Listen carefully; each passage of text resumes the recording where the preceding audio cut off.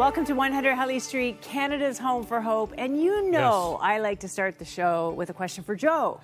Yes, you do. What are you going to ask today? Okay, I want to know if you're a fix-it guy. Like in terms of like home repairs and stuff? Yes. I knew this day would come, and it's. You knew? I'm going to just publicly declare it. I'm a little embarrassed to admit that as a Portuguese man, you know, and like Italians and Europeans, we're known for being construction and plumbers and all this. I cut the tip of my finger off when I was 15 years old, and so I've been afraid of power tools ever since. So, unfortunately, no, I'm not a really fix-it guy. Are you asking because you need something done around the house? You're coming to the wrong guy. Well, you know, I'm just building up a portfolio in my mind, so now I know that don't go to Joe. No, if you need a sermon, come to me. You need plumbing, call someone else. Yeah, I'm not going to myself either. Well, there is a reason I wanted to talk about it, because there's these really cool things called repair cafes. Yeah. It's this amazing global movement where volunteers help people fix broken things. Yeah, I saw this. You know, the idea, it originated from this kind of like anti-consumerism movement. You know, people want to start limiting, you know, these mass-produced disposable goods that they say, you know, have dominated the global economy for the last half century. We all have way too much stuff. We know that, and we get rid of it way too quickly. It's true. And I mean, even if you don't want to get rid of, you know, mass consumerism, you could be like me, you just don't want to throw things away, and you'd like to have a longer life from what you already have. I mean, this could actually really save us some money. Yeah, I'm the kind of guy, I like to keep stuff because I never know if I'm going to need it. That one cable from like 1986 that is no longer used in computers anymore, but just in case I ever need it. But then it comes to that moment where you gotta get rid of it. So a huge part of it is because, you know, inflation is affecting people, and we're always looking for ways to spend less, right?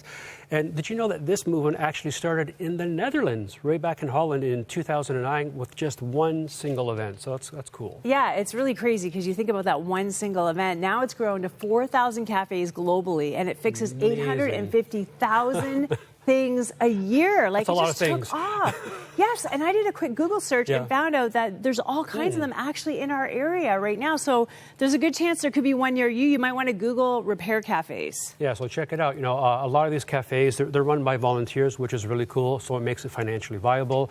You know, if you need to buy, you know, new parts for repair. Peter Counter, he's an engineer who's studying these cafes. He says that a lot of people, they've lost their ability to repair household goods because, you know what we do? We just go get a new one. We don't bother to fix the old one. Everybody used to know how to do that. My dad had a set of books that were like teaching you how to do home repairs. Oh my goodness, you're taking me back to Encyclopedia Britannica. My nephews think I'm a dinosaur when I talk about that. Let's face it, everyone younger than you will always think you're a dinosaur. That's just part of growing up. Growing up. I'm just calling it growing up. I have to mention another really innovative part of this movement, and it's called tool libraries. It's a place now where you can borrow tools to do those repairs. Now, some of them have a yearly fee, but I still think it could be super helpful. And guess what?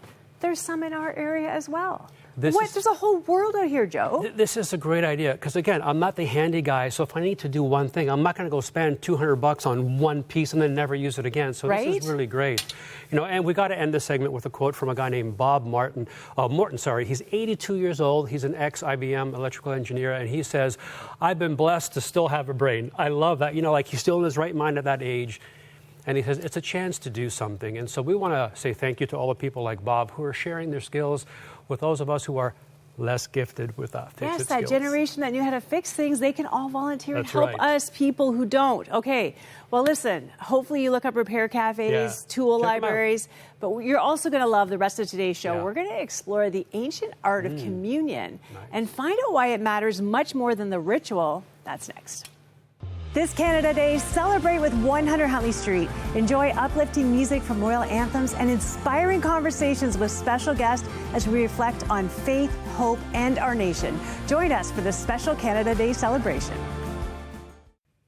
If you've grown up in or around church, you've likely witnessed or practiced communion, which is taking bread and wine or juice to remember Jesus' sacrifice on the cross. It's a foundational part of our Christian life. But my guest today wants to go deeper and explore how this spiritual practice can shape how we live every day. Please welcome journalist, author, and artist Emily Wierenga. Thanks so much for joining us. Thank you so much for having me. It's great to have you here, and I enjoyed this book so much, Commune with Me, An Invitation to Feast with Jesus. Now, before we dive into this a little bit, I just wanted to ask you about what is communion. So for people who maybe just grew up with the tradition or maybe have never done it, What is it? Well, communion is essentially Jesus taking the Passover meal or the Last Supper and turning it into something where we could remember him not only with our hearts and our minds, but our bodies. And we could experience him through our bodies and actually consume him even as he left earth. He would never, ever actually leave us. And this was a symbol of that. This was a reminder of that. So, yes, it is the bread. Yes, it is the wine or the juice. But it's not. It's Christ. It's his body, true flesh, true food, true blood, and true drink. And let's never forget that. It's actually a very mysterious thing, a hard thing to understand, but something that becomes real to us when we actually do it, but with each other. Because it unites us as his body. We are his body. I'm glad you mentioned that, because there is something around communion. The Bible talks about this, where if you have a beef with somebody or unforgiveness or something, you have to go make it right actually before you take communion. Why do you have to do that? Because God knows every heart. You know, we can't pull a fast one on God. His greatest desire is for us to walk in complete unity with him and with each other. And he is not about the religious ritual of taking the bread and the wine. He's about, are you ready to put past all hurts, all bitterness, all sin, and step into holiness with each other? And if we're holding on to hurt, then we're not holding on to Christ. If we're keeping our brother at arm's length, we're keeping Christ at arm's length, because he is the reflection of Christ. Christ is in him, in us. So we can't fool God, you know, we can't. He knows. And he just wants us to know it with him and be honest with him. You know, I grew up with taking the bread and the wine. I was a pastor's kid. It was actually juice, not wine. And it was so fast and done so quickly. And there wasn't the one goblet and there wasn't the one loaf. It was very much individual. And I remember even as a kid thinking, why isn't this the greatest feast? Why aren't we excited about this? You know, why, we just put the leftover bread into bread pudding or something. I'm like, is that bread pudding holy now too? Is that, like, what is this? And why aren't we more interested in it?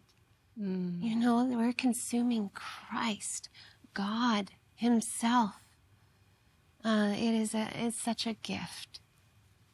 What a beautiful challenge for each one of us. I know for me, I grew up in a tradition where before you take communion, you really have to search your heart. You really have to spend time with God. Like, Bible talks about that idea of taking communion unworthily, which is kind of the idea of, it's not just with each other, but it's any kind of bitterness, sin, unconfessed anything in your heart. It's a time before you take communion to really prepare yourself. How do you suggest that we prepare ourselves before we enter into this celebration that you describe? I suggest that you consistently commune with him. So it is not a Sunday thing.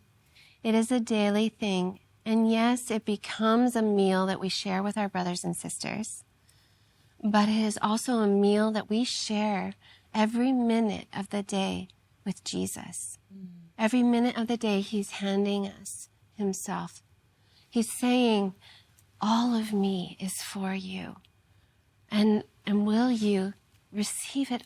He's the most loving God. He just wants us to have him. He's like, I don't need anything left. Just take it. Take me to the world. Use me. Like, drain me, because I will refill. Just don't be afraid to consume my love to the dregs. Like, I think we're just like, we take this tiny cube and this little glass, and he's like, no, drink all of my love. You know, just spend time with me. We were talking about the adoration that the Catholics often will do before they consume. And I think that's how we should spend our lives in preparation for the communion meal, is in adoration. From the moment we wake up, adore him. Adore him. And you will feast on him as you adore him. It's, you know, it's not about the bread or the juice. That is a beautiful symbol that kind of ties the week up together, you know. But I just love that idea of adoring him. And, you know, it's easy to fall into ritual. And I think it's not even just around communion. It can be around any part of our religious life. It can be a social club. It can be just what our family did. And I think maybe the loneliest place in the world is to live not communing with the Father, not close in our hearts, but to everyone else, it looks like we are. yes. And I think that's a strategy of darkness in our lives to keep us, like when you talk, you're talking about the generosity, you're talking about the gift. You know, I met someone recently and they were telling me how they prayed with their mom and they had a great prayer time. And then they got up and they were about to leave, but she wouldn't leave. And he said, Mom, like we prayed for like an hour. And she said, as long as he's here, I'm not leaving. Wow. And she just felt the presence of God. And I thought, what a love. Because we walk out, you know, we're in our prayer time. God shows up, well, I got this. Yeah. So you talk in this book about this Mary and Martha thing, how we worship at the altar of productivity. But that's not really what God's asking for from us, is it? No. Actually, I'm a living example of being a Martha who's continuously trying to be Mary. But one of the ways that, he has called me to do that is to set aside hours each day to pray.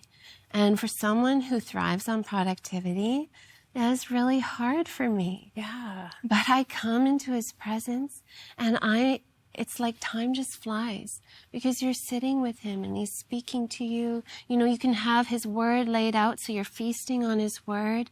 You know, sing to him. He sings over you.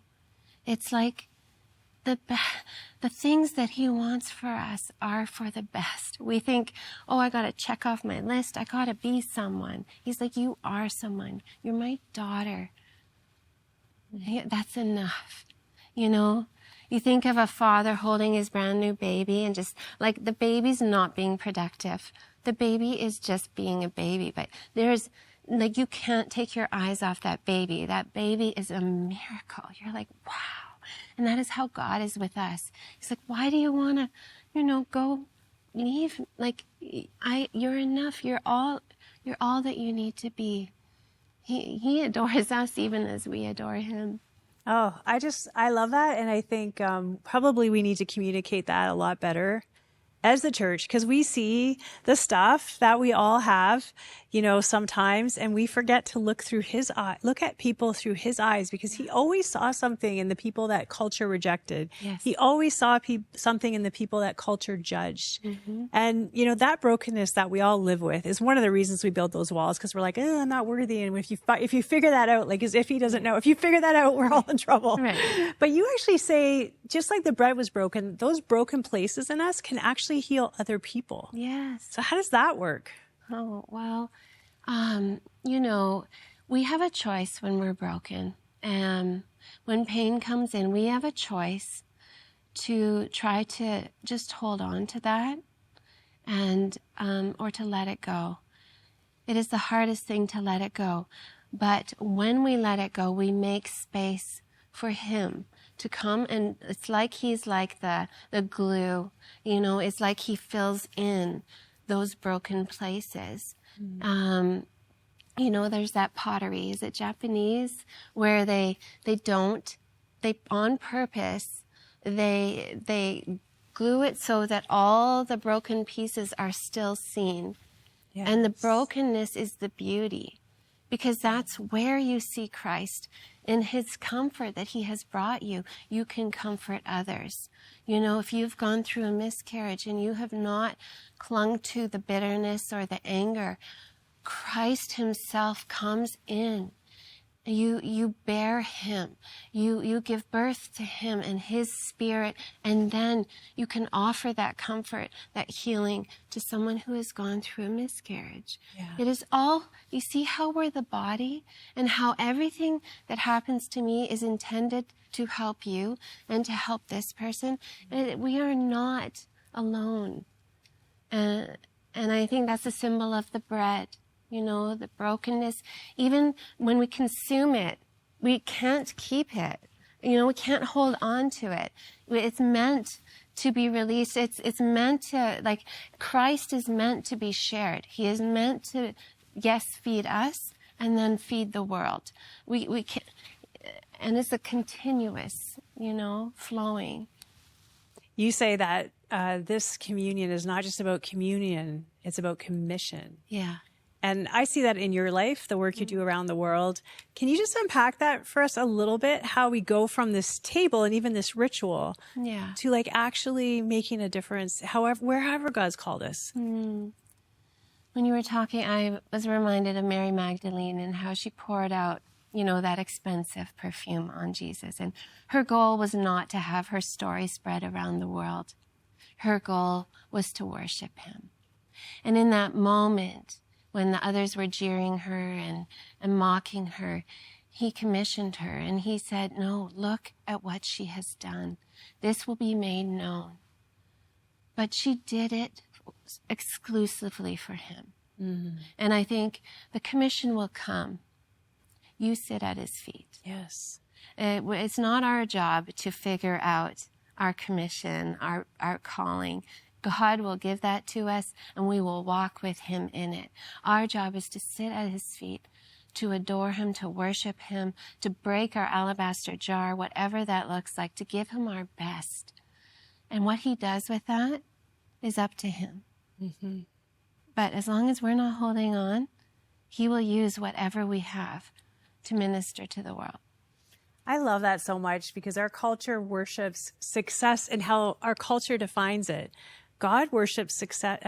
He defines success by our obedience, by our intimacy, by becoming a daughter or a son and letting him be our father and walking in closeness. Because there'll be seasons where you're a success and seasons where you're not, according to how the world judges it. Or maybe it'll never happen, but God looks at things so differently.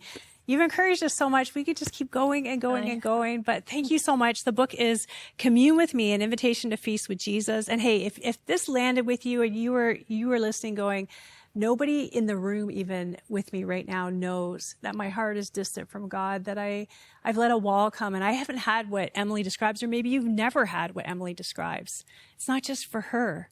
It's for you. And God is no respecter of person. And I just want to invite you, call our prayer lines right now. We would love just to pray with you. Maybe you don't know how to get there. Maybe you don't know how to climb over the wall that's there. But man, he knows how to get to you. All you have to do is open the door. That number is 1-866-273-4444, or you can email us at prayer@crossroads.ca. We would love to pray with you. And who knows what's next in your journey if you just crack open that door.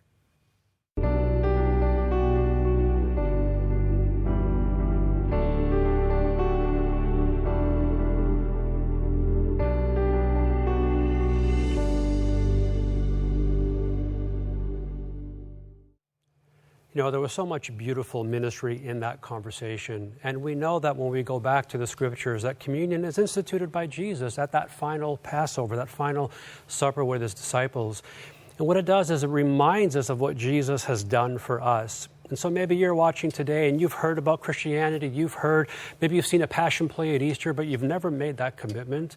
Can I invite you to make that choice today, to say yes to Jesus? And maybe you have questions, and that's okay to ask. You can call one of our prayer partners. They will pray with you and walk you through to help you understand what this all means.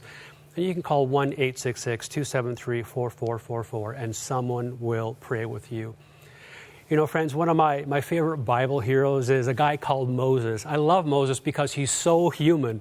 He messes up, and it gives people like me hope.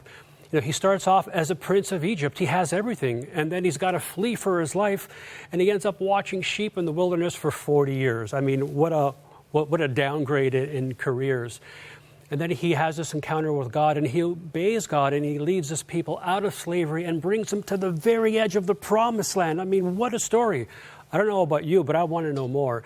And so to help us, we're thrilled today to have podcaster, author, and lead pastor at Beulah Alliance Church in Edmonton, Alberta, Daniel M. We know him and we love him. And he joins us today to continue unpacking the story of Moses. We often associate the end of Moses' life with the beginning of Joshua's leadership. In fact, all you have to do is flip one page from Deuteronomy 34 to Joshua chapter 1, which starts like this. After the death of Moses, the Lord's servant, the Lord spoke to Joshua, son of Nun, Moses' assistant. Moses, my servant, is dead. Now you and all the people prepare to cross over the Jordan to the land I'm giving the Israelites. But the people of God didn't move from Moses to Joshua in the time that it takes to flip one page and read these verses. Rather, we see in Deuteronomy 34:8 that the Israelites wept for Moses in the plains of Moab 30 days. 30 days. Then the days of weeping and mourning for Moses came to an end. We see here that the Israelites wept. They mourned, they grieved. And it wasn't just for one day or for the time it takes to plan a funeral. No, it says here that they grieved for 30 days. And then that after an appropriate time of mourning and reflection, it says here that the people of God moved forward. Now, this wasn't because Moses was dispensable and didn't matter. No, that was definitely not the case if you look at what it says in the following verses, in verses 10 to 12. No prophet has arisen again in Israel like Moses, whom the Lord knew face to face. He was unparalleled for all the signs and wonders the Lord sent them to do against the land of Egypt to Pharaoh, to all his officials, and to all his land, and for all the mighty acts of power and terrifying deeds that Moses performed in the sight of all Israel. Wow. Right? No prophet has arisen again in Israel like Moses. God knew Moses face to face, and Moses was unparalleled for all the signs and wonders that God sent him to do. Right? We see here that Moses definitely mattered. But the reason that the people of God were able to move forward and obey and follow Joshua the way that they obeyed and followed Moses was because they had learnt under Moses' leadership and direction and lived example that our lives are not our own, but rather our lives are to be lived for God, for his glory, for his purposes, and his legacy rather than ours. So here's the question. What story is your life telling? If people look at your lived example, what would they glean about the purpose of life and the goal of life? Thank you, as always, so much, Pastor Daniel. Friends, have you ever wondered if your prayers and giving are actually making any kind of an impact? We've all had that thought. You know, we give and we pray and we say, Lord, am I really helping to make a difference? Well, I want to encourage you today. Every day, people from across the country and around the world, they call into our prayer lines for prayer and for support.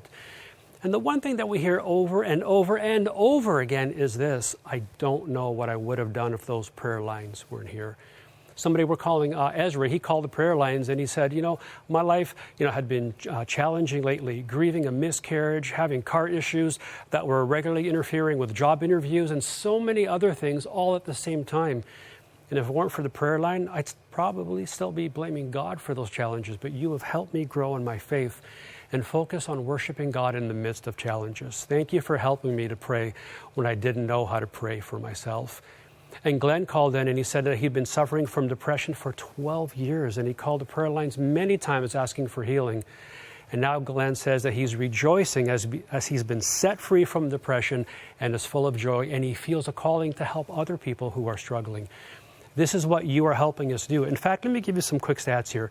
3 lives are touched every second when you give. We're reaching millions monthly through television, digital media, social media, prayer, and humanitarian relief. And we have something called, let's say it like this. 1 prayer is answered every single minute. That means that 15 million prayer calls have been answered since 1977. You guys help do that. We have 24/7 prayer, anytime, anywhere. You know, we're serving Canada, we're partnering with churches, and reaching the world for 65 years. It's real people, real moments every day, and it's made possible by you. So we're going to ask you to help us today if you can. Call 1-800-265-3100 or go online to crossroads.ca and make a gift today and help us keep this ministry on the air. We want to thank you for all that you're doing to keep this ministry going strong. Now here's our CEO, Kevin Shepherd, with more. Hello, I'm Kevin Shepherd, CEO of Crossroads NES TV. I have some exciting news about what God is doing here. And I want to invite you to join our special community by becoming a monthly member. And here's why you should. Inspiration. Our content uplifts and inspires. And as a monthly partner, you help share the hope of Jesus with so many.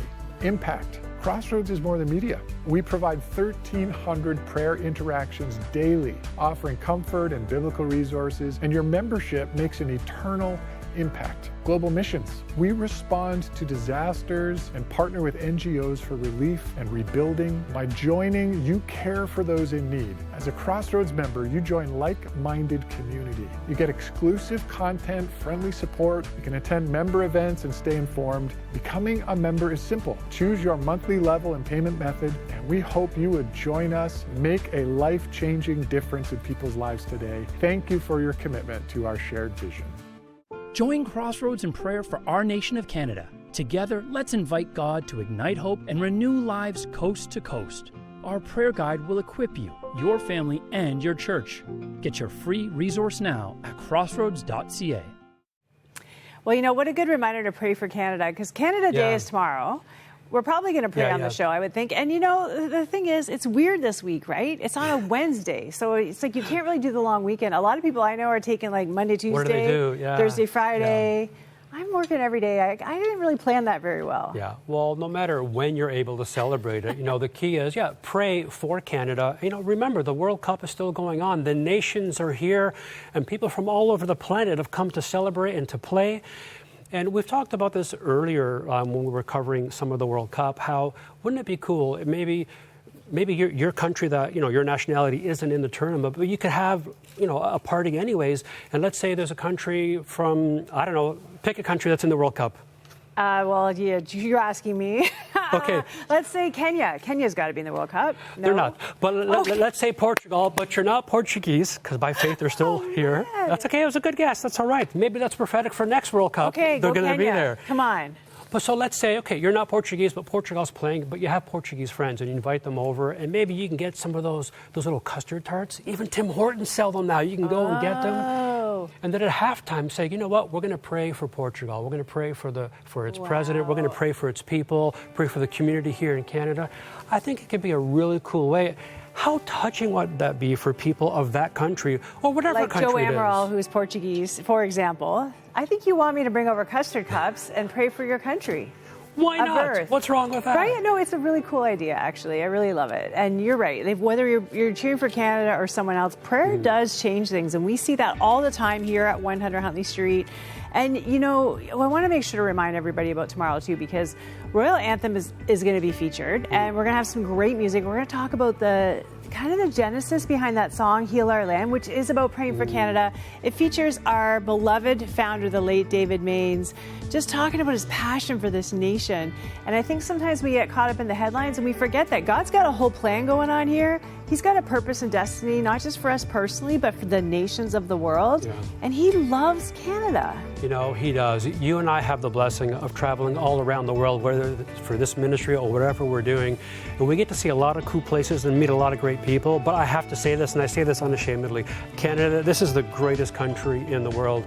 And we can't take that for granted. So continue praying. Pray for our Prime Minister, whether you voted for him or not. Pray, pray, pray.